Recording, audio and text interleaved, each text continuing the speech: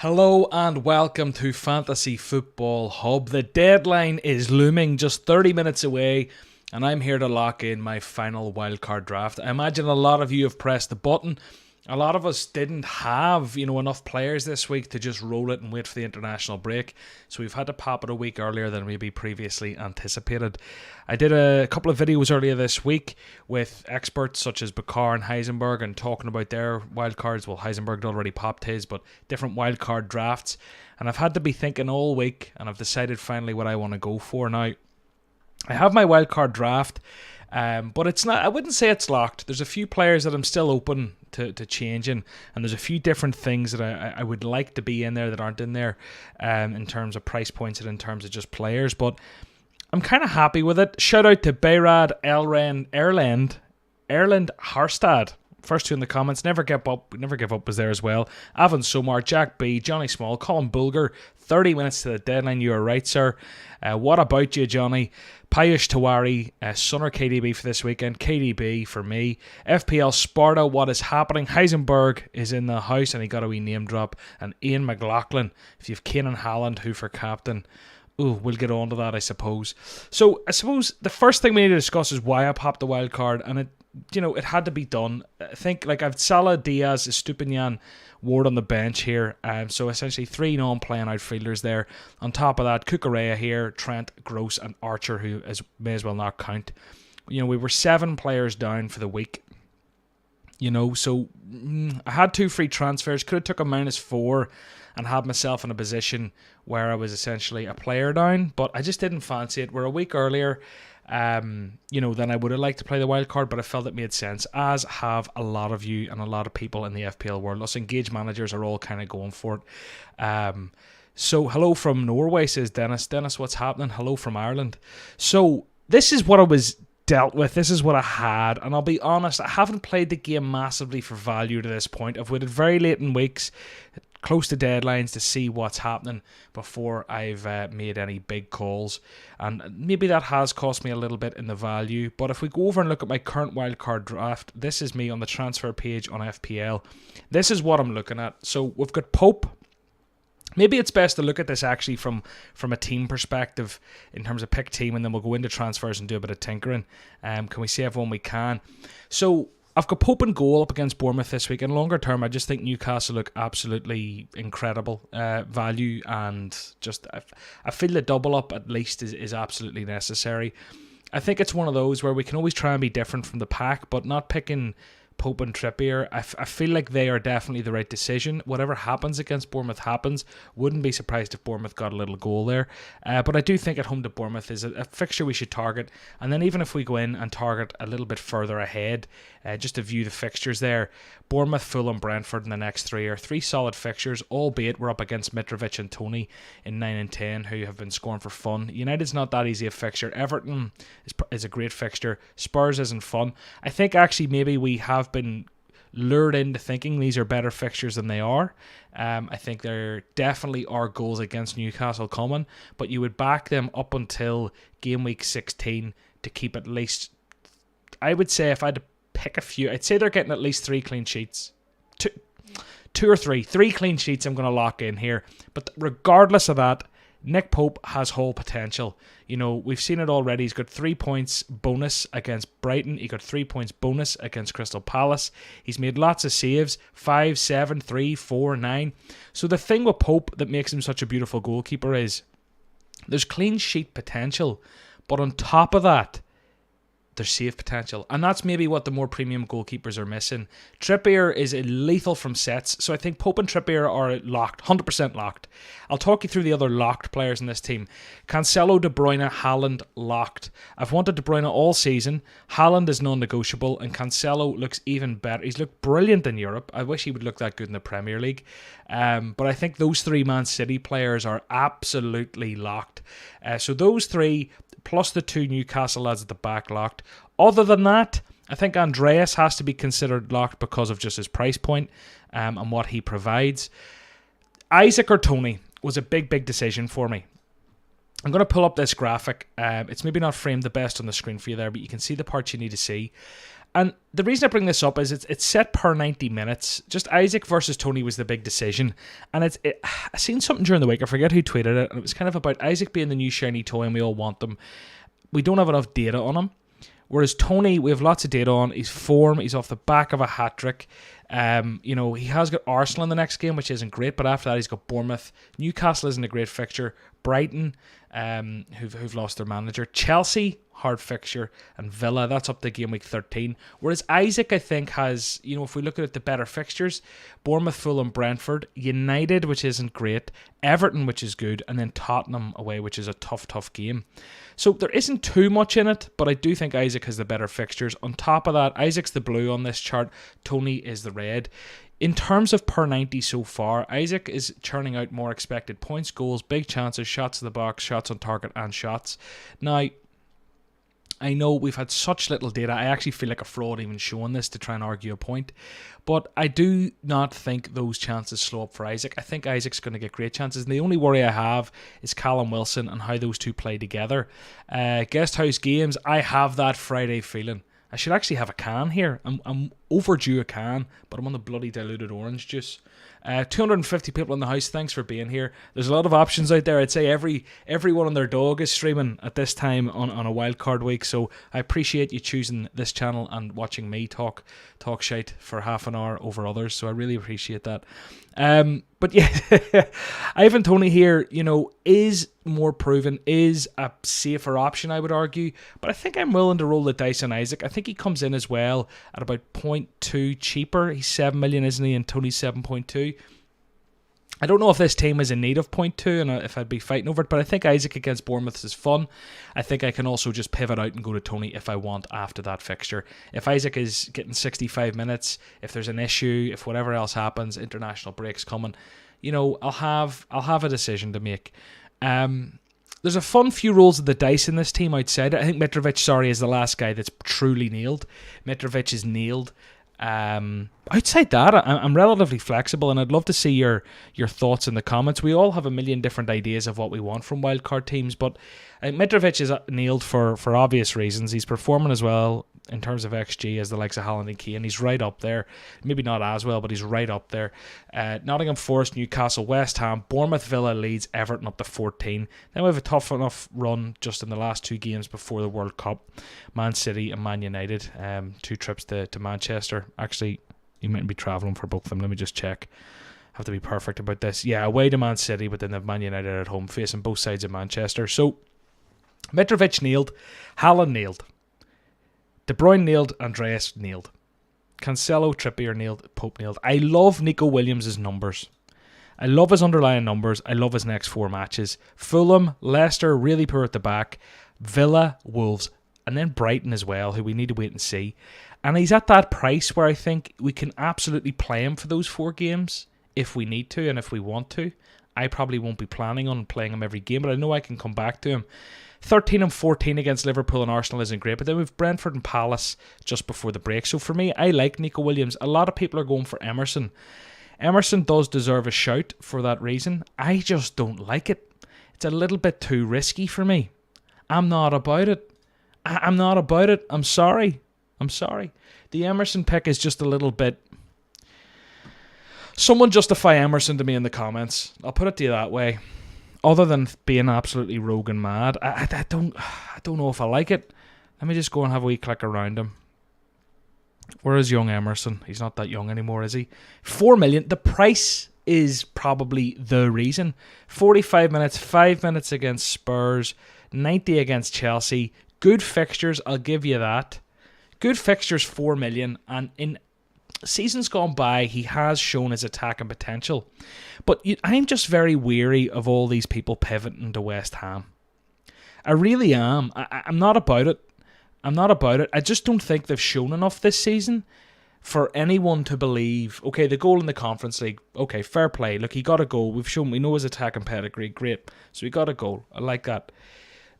What I don't like is Serge Aurier has just signed. He will start over Nico. Do you think so, Alan? I think Nico plays left wing or something crazy. Then I don't think Nico Williams gets dropped from that team. But if you're right, you're right. If you're right, you're right. I haven't heard that, but You've got me worried now. My little bum hole's quivering because you've got me worried about Nico Williams. Back to Emerson. West Ham have not shown us enough this season. Let me just go back down and look back through the fixtures.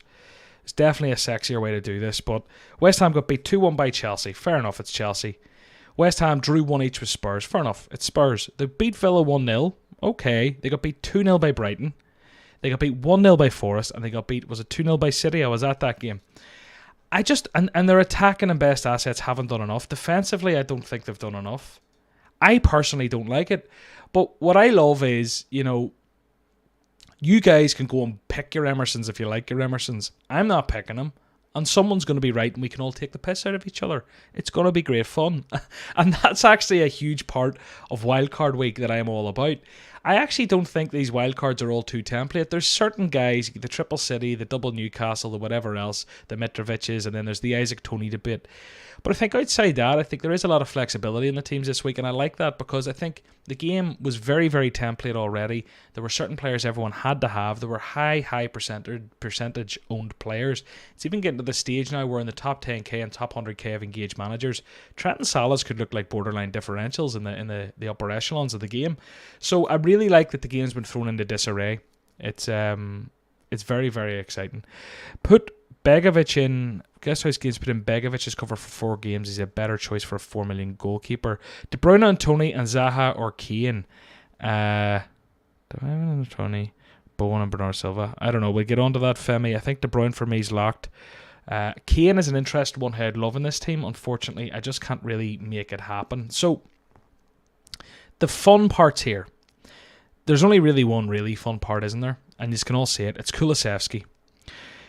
I'm rolling the dice for a week with a placeholder for Zaha. Is kind of what the idea here is. He's up against Leicester, whose defensive stats have been absolutely shocking this season. Ward has been brutal. He hasn't scored more than 2 points. It's not like he's making a ton of saves. He made 7 actually there against Brighton. Got a 2-pointer, but I don't know. I worry for Leicester up against Spurs.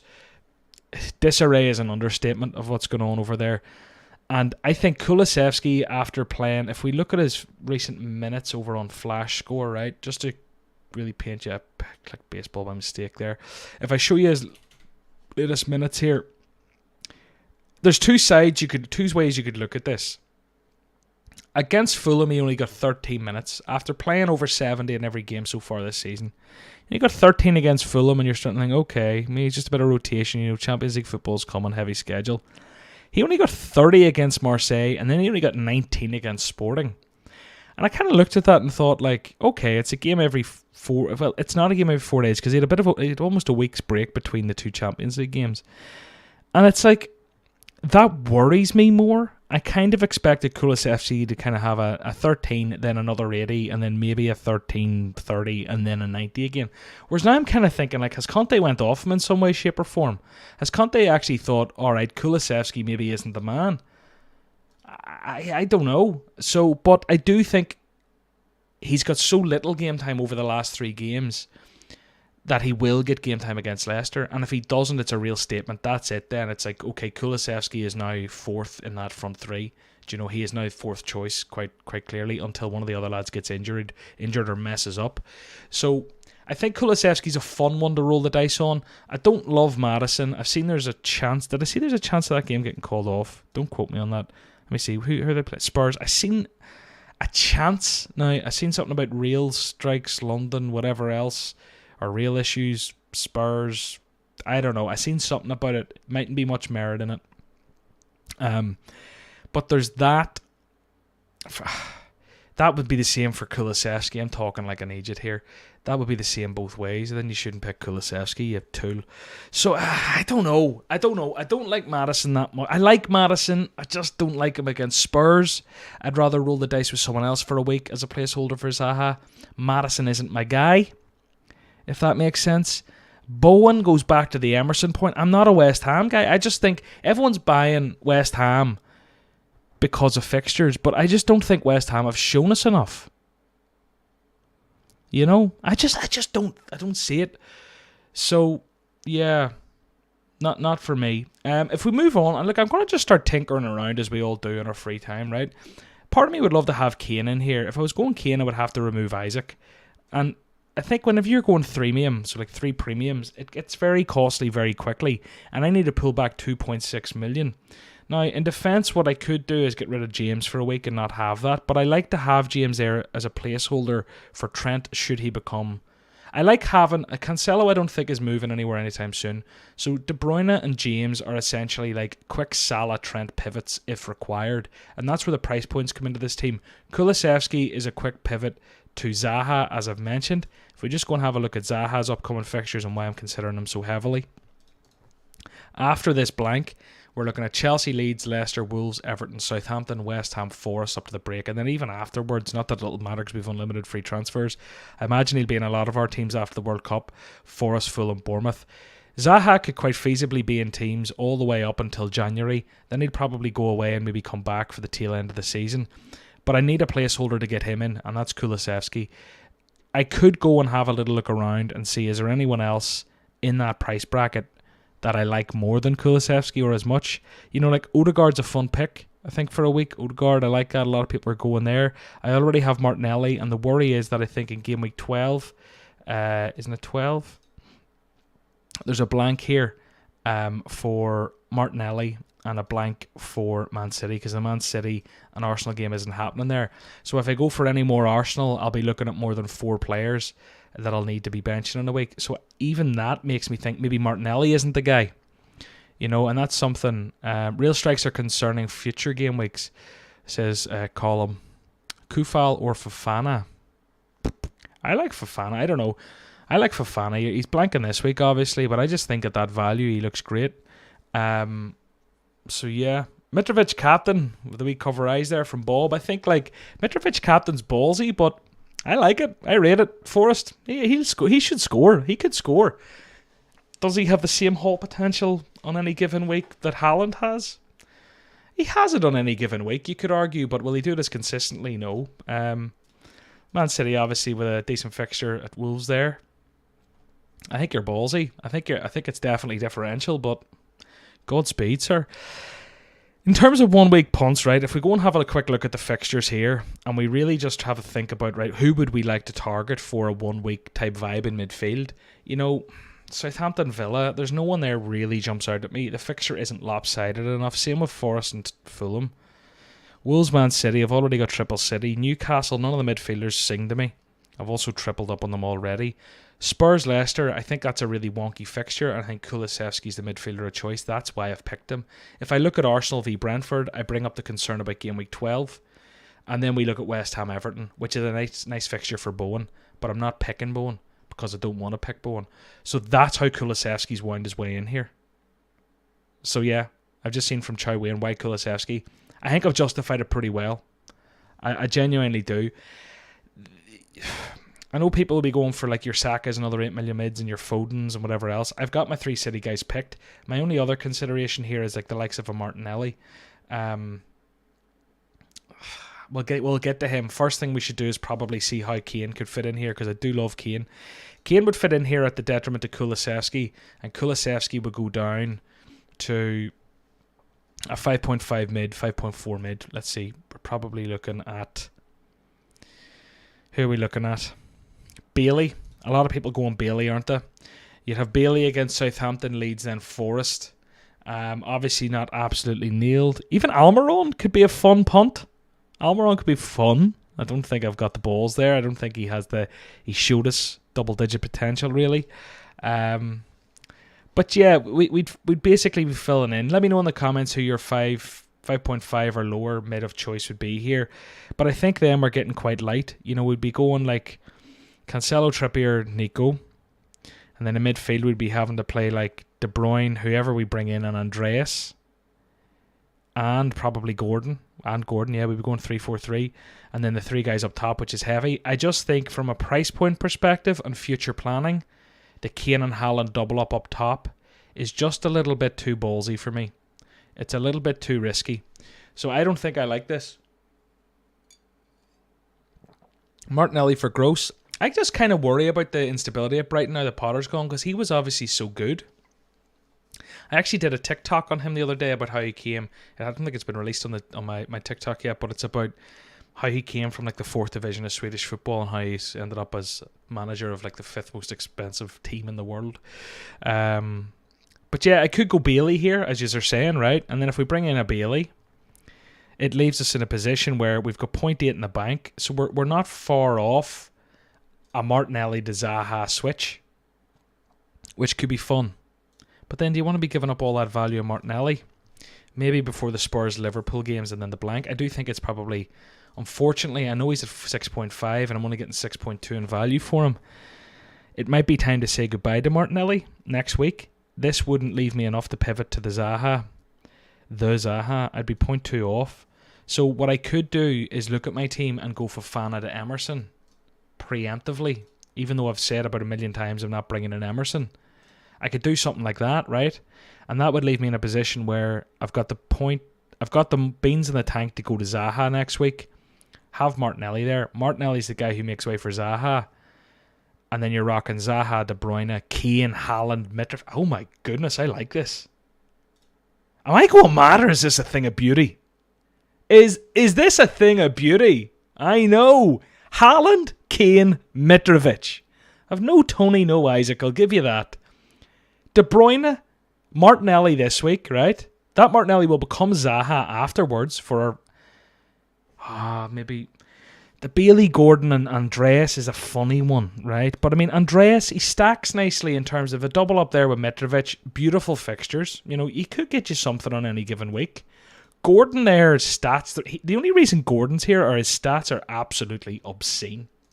Let me show you these quickly. I don't know if you've missed this. I talked about this, I think, with Wes Heisenberg earlier in the week. If we go and look up Anthony Gordon, right? And then we just sort midfielders by like XG. He's second in terms of XG. Can you see that? Anthony Gordon comes out second all season for XG. Okay, that's not all season, including the first game week. He still comes in second for XG. In terms of XA, where is he? He's not even in the top 10. Is he in the top 20? No. XG, though, right up there. In terms of shots, he's third behind Rodrigo and Martinelli. Ahead of Son, Salah, De Bruyne, all the lads. So that's what made me go, do you know what it is? I hate the idea of having an Everton player at the minute. And I hate the idea, really, of Anthony Gordon. But here he is. He's in my team. They've got West Ham, Southampton, a few poor fixtures. It's his price that's getting me going. Bailey there as well. Not 100%, but I think those three guys, given their fixtures, could carry that third slot between them. De Bruyne or Zaha and De Bruyne beside them from the next game week onwards. And then in defence, we've got Trippier, Cancelo, who we can hang our hat on, along with James. So we'd be going, and then we'd be sort of bringing in Nico Williams or Emerson as required. But the big, I know this looks a bit weird in midfield at the back, but we've got Haaland and Kane. Oh, God. I am like properly like, I don't know what to do, and there's 6 minutes to the deadline. Oh, Klaus Larson, good point. XG is based on how many shots they take, nothing to do with their shooting ability. Fair point. Maybe I don't need Anthony Gordon.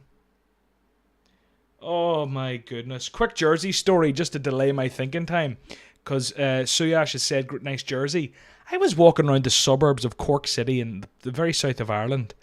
And a guy was wearing this jersey washing his car in the front garden yesterday. I couldn't believe it. Anyway, the chances of that were so slim. We had this like bro moment, you know, the Spider-Man thing. I just said this in another video. Okay, so back to this. Do I have the balls for Threemium? 6 minutes to decide. I'm actually in like inner turmoil here. I just wish Bakar was here. Bakar, get him on the dial that guy up. Bakar, you there, bro? I'm gonna say let's send Bakar a message and see if he replies. He's probably up the walls. He could be streaming himself somewhere else. Is Threemium mad? ? And I'll send him a photo and see if he gets back to me. He's gonna call me mad, and I'm not gonna be allowed to do it. I like to treat Bakar as my mentor. I should also message Heisenberg very quickly. Heisenberg, if you're watching, let me know. You're my other mentor. You're the two guys I'm talking to every week this season. Am I mad? 5 minutes to go. We're in trouble. Go with your gut. What does your AI tell me? AI says Formium. He's ready for a laugh. AI says Formium. Imagine the balls to do that. Double up on the Villa defence. Willock in there too. Son, De Bruyne, Kane, Haaland, Foden. Look at that. Mitrovic. You've got 6 players plus Pope taking on all your points and you're kind of sacrificing on the other 4. So yeah, we're not going with what AI says, to be honest. But the big decision is, do we go Kane, Haaland and De Bruyne? Oh God, I can't do this. I can't do this. This is too big a decision. Leicester, Arsenal, Brighton, Everton, Man United. I love having Harry Kane. Premiums are for captaincy. King, you could be right. He just posted his team on IG. Gordon is mad. He plays for Everton. That is so true. And my defenders are suspect. Oh, meltdown time. 4 minutes to go. 4 minutes to lock. I can't do this. Bakar's posted his team. Trippier, he's gone Perisic. He's gone Bailey. He's gone Isak. He's got Madison on his bench. I don't know, Bakar, I'm not about it. Oh, alright. Gordon's XG is so high. I know, that's why I'm falling into the trap. No flexibility. You won't be able to move the 4 million defender and 4.5 mids if there's injuries. You're so correct. You're so right. Oh. Right, for the record, maybe this is unnecessary stress. Let's go and have a look at what I'm actually rocking. This is my actual current team. I just don't know whether to press the button. Let's think about this in terms of like pros and cons, right? This team allows more flexibility. This team looks lovely for this week. This team I can still go because I've got I think I've got 1.6 in the 1.8 in the bank, and Gordon could actually be downgraded. Fofana could go to Emerson. Gordon could go to Bailey, and we'd have over 2 million in the bank. Oh God, I have to make this decision in 2 minutes. Oh no. But my point here is, oh God, do I want Gordon that much? No, I don't. Right, let's get him out. Get him out. Get him out. Get him out. Bringing in Bailey. Gordon, no, XG. Screw it. Doesn't matter. It's Anthony Gordon. It's Everton. Enough said. 7.8 million for Leon Bailey, who's been in decent form, and he's got lovely fixtures. Don't overthink it. Fixtures, form, Bailey comes in. Fofana, who you trying to be, John? You're trying to be cool. You're bringing in a 4.4 when you can get away with a 4 mil. Cancelo, Trippier, James will be the 3 at the back. You're going to go for 4 in the midfield. 3-4-3. Why are you getting all saucy? Why are you taking... But then he's a Chelsea defender for 4.4 million. 1 minute to make a decision. I don't know if I can do this. I'm going to crumble. Oh my God. It's time. It's getting there. We've got... I like this. I like this. Make the transfer so it's locked in. Confirm that transfer. It's locked. All right. Now, let's move on from here. Bailey's in. The big decision left... Kulusevski, I'm rolling the dice for a week, of the triple city, of the 2 Newcastle at the back, of Isak over Toney. Is that correct? Probably not. Should I just do Toney? Should I just do Toney? 1 minute left. No. Oh, God. Fofana or no? It's really not that type of decision that'll make or break my season, but I guarantee you, in 2 or 3 weeks, I'm going to be sat here like a fool looking for 0.4 million. Fofana's a better decision than Emerson every single day of the week. Did he get played in Europe? I know Koulibaly was benched. He was benched against Salzburg too. As Piliqueta and Silva were played at the back by Potter. What if Potter's not a Fofana fan? What if he's not a Fofana fan? Isak Toney, you're making this harder for me. 40 seconds to go. I don't know what to do. Need to make sure this is locked. Have I got everything correct here? We're looking good. Okay, Martinelli, I don't like you, but I've got the money to get out of you and I've 2 transfers. Fofana, you're the only one that's any doubt. I've 20 seconds left. Do you... Is this what we're going with, gang? People are telling me get rid of Ward. I don't think I want to get... it doesn't matter that much. Time is running out. We have 10 seconds. I think I'm locked. We're locked. This is the team I'm going with. Haaland captain, or we changed last second? No, it's Haaland captain. We're locked right now. 6:30 on the dot. Bailey first sub. Did I mess anything up? Did I get away with it? I think I got away with it. Isak's not the one. Don't you guys start making me feel bad. Prima, get out of here saying, what are you doing? Are you joking? Oh my God, someone just said press the button and they made me have an actual heart attack.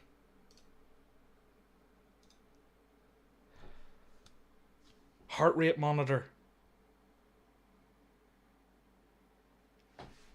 I swear to God, Kulu isn't benched. Get out of here, Ahmed. Ahmed, you see if Kulu is benched, I'm gonna. The heart rate's coming down. We were up at 85. We were up at 85 5 minutes ago. We're coming down. Deary me. Stop saying stuff that's making me shit my cacks. I need a beer. I need to go and have a beer. Guys, I've got a sweaty little armpit here underneath this jersey. These things aren't good at heat, neither are lights. Thank you for being here. It's been an absolute pleasure.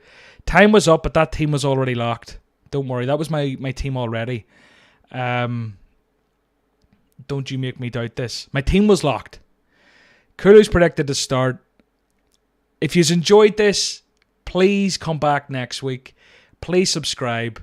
If you like this might be your first time here. I really genuinely appreciate you picking this stream over the others. Everyone's streaming, some great streamers out there, and you decided to be here. I hope it was fun for you. It was squeaky bum time for me. Lads and ladies, thank you for being here. I wish you the best this game week. I hope your wild cards go to plan. I will see you very soon. I'm away for a beer. Jesus wept.